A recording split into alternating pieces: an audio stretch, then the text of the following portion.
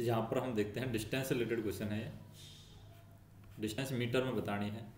दो संकेती सिग्नल व्यवस्था में प्रथम रोक सिग्नल एवं एसएलवी के बीच की दूरी क्या होती है? तो first stop signal and SLV के बीच की दूरी अगर हम देखें दो संकेती सिग्नल व्यवस्था में, दो संकेती सिग्नल व्यवस्था में ये दूरी होती है 400 मीटर। बहुसंकेती व्यवस्था में प्रथम रोक सिग्नल और एसएलवी के बीच की दूरी बहुसंकेती में होती है 180। प्रथम रोक सिग्नल एवं बीएसएलवी के बीच की दूरी कितनी होती है? प्रथम रोक सिग्नल और बीएसएलवी के बीच की दूरी 180 होती है, क्योंकि बहुसंकेती व्यवस्था में रहता है बीएसएलवी, दोहरी अवस्था में तो रहती नहीं है। दो संकेती सिग्नल व्यवस्था में तो रहता नहीं है, ये बहुसंकेती सिग्नल व्यवस्था में रहता है, इसलिए 180 होगी। प्रथम रोक सिग्नल एवं पैसेंजर वार्निंग बोर्ड, यानी हम कह सकते हैं वार्निंग बोर्ड जो डब्लू होता है, डब्लू से नोट करते हैं।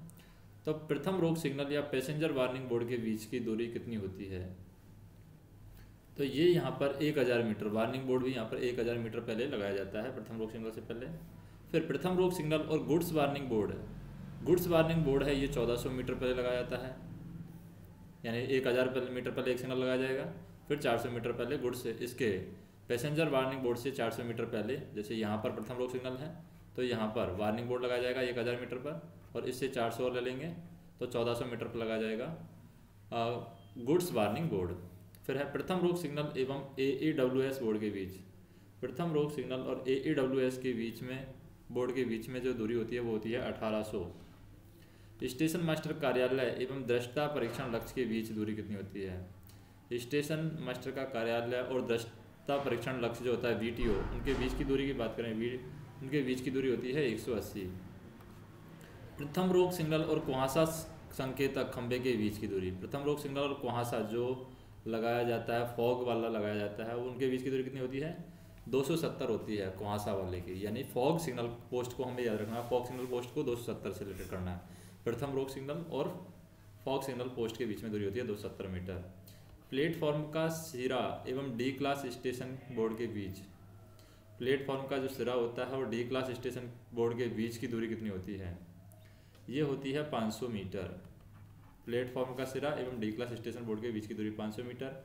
अवरोध एवं गति संकेतक के बीच, अवरोध एवं गति संकेतक के बीच कितनी होती है? 30 मीटर की दूरी होती है सिर्फ, ऑब्स्ट्रक्शन एंड स्पीड इंडिकेटर के बीच में। अवरोध एवं गति संकेतक के बीच में दूरी 30 मीटर। अवरोध एवं रोक संकेतक के बीच की दूरी भी 30 मीटर है। और हम बात करें समतल खंड में गति संकेतक एवं सतर्कता संकेतक के बीच, गति संकेतक एवं सतर्कता संकेत के बीच की दूरी होती है 770 मीटर। किसमें? समतल खंड में। और समतल खंड में रोक संकेतक एवं सतर्कता संकेत के बीच की दूरी, तो रोक संकेतक और सतर्कता संकेतक के बीच की दूरी होती है 1170।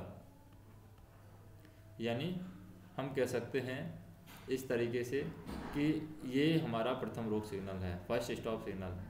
फर्स्ट स्टॉप सिग्नल से पहले यहाँ पर क्या लगाया जाता है? फर्स्ट स्टॉप सिग्नल से पहले यहाँ पर सतर्कता संकेत लगाया जाता है, सतर्कता संकेत लगाया जाता है 1170 मीटर पहले। और इससे 770 मीटर पहले क्या लगाया जाता है? 770 मीटर पहले गति संकेतक एवं सतर्कता संकेत के बीच की दूरी 770, इसमें 400 जोड़ देंगे तो 1170 होती है। स्टॉप इंडिकेटर यानी रोक संकेतक एवं सतर्कता संकेतक के बीच की दूरी होती है 1170 मीटर। घाट सेक्शन में गति संकेतक एवं सतर्कता संकेतक के बीच की दूरी, तो घाट सेक्शन में यहाँ पर ज़्यादा होनी चाहिए, तो हम कह सकते हैं गति संकेतक और सतर्कता संकेतक के बीच में, समतल में वो तो होती है 770, लेकिन घाट सेक्शन है तो घाट सेक्शन में ये दूरी बढ़ जाएगी, तो दूरी कितनी हो जाएगी? 900 हो जाएगी, 900 मीटर हो जाएगी। घाट सेक्शन में रोक संकेतक एवं सतर्कता संकेतक के बीच, तो ये तो समतल संकेतक तो 1170 है, तो घाट सेक्शन में ये और भी बढ़ जाएगी। घाट सेक्शन में कितनी हो जाएगी? 1300 हो जाएगी, यानी 1170 में 230 जोड़ दिया, इसी तरीके 770 में 230 जोड़ दिया, घाट सेक्शन में 230 और जोड़ देते हैं, बाकी समतल खंड का वाली वैल्यू रहती है। फिर हम देखें नेक्स्ट, दोहरी लाइन पर आउटर सिग्नल एवं होम सिग्नल के बीच दूरी कितनी होती है? दोहरी लाइन पर आउटर सिग्नल और होम सिग्नल के बीच की दूरी पूछी है, तो आउटर सिग्नल और होम सिग्नल के बीच की दूरी होती है 400 मीटर। किसमें? दोहरी लाइन पर। फिर एकहरी लाइन पर आउटर सिग्नल एवं होम सिग्नल के बीच जब अग्रिम प्रस्थान सिग्नल या SLV बोर्ड हो, तो उसकी दूरी कितनी होगी। अगर दोहरी लाइन पर आउटर सिग्नल में होम सिग्नल के बीच में जब अग्रिम प्रस्थान सिग्नल है, अग्रिम प्रस्थान सिग्नल या फिर SLV बोर्ड हो, तो दूरी होगी 580 मीटर। एक गहरी लाइन पर आउटर सिग्नल एवं होम सिग्नल के बीच जब अग्रिम प्रस्थान सिग्नल या SLV बोर्ड ना हो तब दूरी कितनी होती है। SLV बोर्ड ना हो तब दूरी होती है 400, और अगर SLV बोर्ड है तो SLV बोर्ड 180 जो ऑर्डर हो जाएगा SLV बोर्ड के लिए 400 में, तो हो जाएगा 580। अब यहाँ पर कुछ मिलान वाले क्वेश्चन है वो हम देखते हैं। मिलान वाले क्वेश्चन में हम देखें सबसे पहला क्वेश्चन क्या है मिलान वालों में। जैसे IVS है तो IVS कहाँ लगाया जाता है, तो IVS हम देखें, IVS यहाँ पर गार्ड पर्सनल स्टोर में नहीं लगाया जाएगा, गार्ड पर्सनल स्टोर में नहीं लगाया जाएगा। जुलाई में 15 किलोमीटर पर घंटा ये भी नहीं है गंभीर से। IVS पर जो स्पीड है वो क्या है, तो IVS पर ये भी गलत है। दुर्घटना flasher light T369 calling on signal 1500 metre. तो इसमें क्वेश्चन में हम पहले पढ़ते हैं कि जोड़ी बनाना है इसमें एक तरीके से, तो जोड़ी किस तरीके से बनेगी। तो IVS सिग्नल है ये दोहरी लाइन पर प्रस्थान प्राधिकार दिया जाएगा। अगर IVS सिग्नल है तो दोहरी लाइन पर प्रस्थान प्राधिकार है। फिर हम बात करते हैं डिफेक्टिव सिग्नल। मान लीजिए खराब सिग्नल है, तो खराब सिग्नल होगा तो कौन सा अधिकार पत्र दिया जाता है।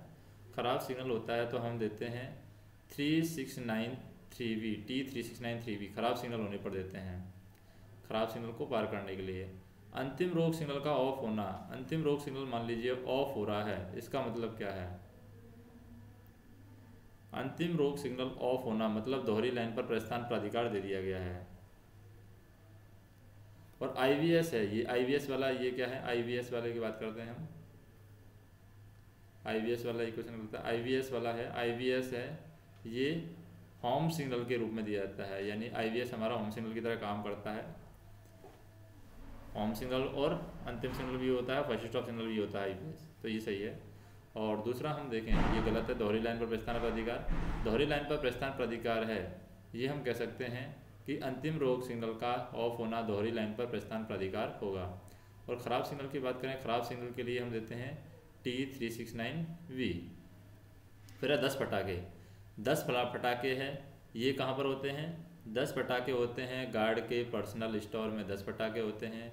संचालन समय सारणी जो WTT है कब जारी की जाती है, संचालन समय सारणी ये जुलाई में जारी की जाती है। फिर एक फटाका पटना, एक पटाखा पटना का मतलब क्या है, एक फटाका पटना मतलब 1500 मीटर पर लगाया जाएगा एक फटाका पटना। जनहानि, जनहानि क्या होता है, एक तरीके से गंभीर दुर्घटना में आती है जनहानि। शंटिंग की अधिकतम गति क्या है, शंटिंग की अधिकतम गति, तो शंटिंग की अधिकतम गति होती है 15 किलोमीटर प्रति घंटा, ये शंटिंग के समय अधिकतम गति है। अवरोधित लाइन पर गाड़ी लेने के लिए कौन सा हम दिखाएंगे। अवरोधित लाइन पर अगर हमें गाड़ी लेना है तो हमें क्या करना होगा, कॉलिंग ऑन सिग्नल लगा सकते हैं। अवरोधित लाइन पर गाड़ी लेने के लिए कॉलिंग ऑन सिग्नल यूज कर सकते हैं। और डीरेलमेंट, डीरेलमेंट में क्या होता है, डीरेलमेंट में हम फ्लैशर लाइट जलाते हैं। अगर डीरेलमेंट होता है या डीरेलमेंट जैसी कोई घटना होती है तो फ्लैशर लाइट जलाते हैं।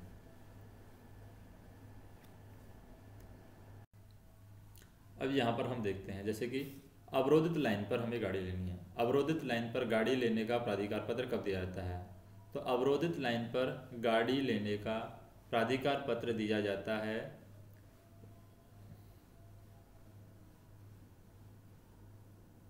अवरोधित लाइन पर गाड़ी लेने का प्राधिकार पत्र वो कौन से, ये सतर्कता के लिए दिया जाता है, सतर्कता आदेश 409।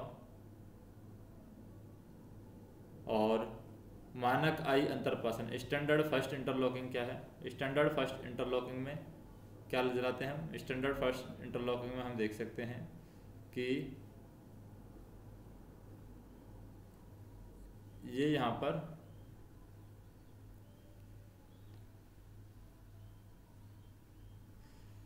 ये हम देखें अवरोधित लाइन पर गाड़ी लेने का प्राधिकार पत्र कौन सा है। अवरोधित लाइन पर गाड़ी लेने का जो प्राधिकार पत्र है वो दिया जाता है, अवरोधित लाइन पर गाड़ी लेने का प्राधिकार पत्र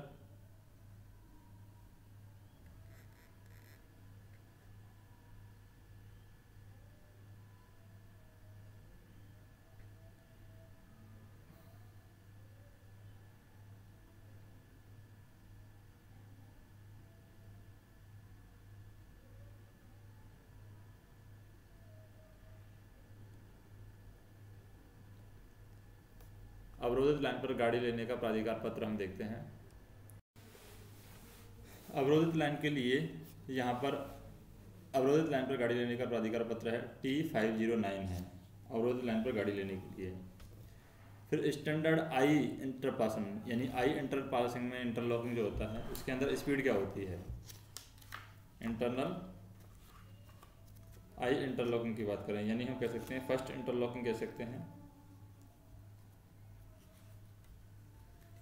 तो इसके अंदर जो स्पीड होती है वो 50 किलोमीटर प्रति घंटा स्पीड होती है स्टैंडर्ड आई इंटरलॉकिंग के लिए, 50 किलोमीटर पर घंटा इसकी स्पीड होगी।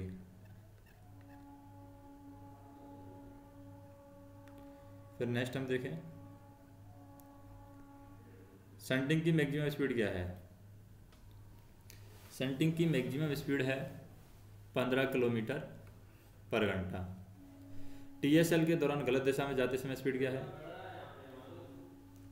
TSL के दौरान गलत दिशा में जाते समय स्पीड होती है, अगर हम गलत दिशा में जा रहे हैं TSL के दौरान तो हम फ्लैशर लाइट जला सकते हैं, अगर गलत दिशा में जा रहे हैं तो, यानी TSL के दौरान गलत दिशा में हम जा रहे हैं तो फ्लैशर लाइट का उपयोग कर सकते हैं। फिर है कैश साइडिंग। कैश साइडिंग क्या होती है, कैश साइडिंग होती है हमारी, कैश साइडिंग में 50 किलोमीटर पर, यानी ए क्लास स्टेशन की बात करते हैं। ए क्लास स्टेशन में क्या होता है, ए क्लास स्टेशन पर हमारे कौन कौन सिग्नल होते हैं, वार्नर होम स्टार्टर WHS ए क्लास स्टेशन पर।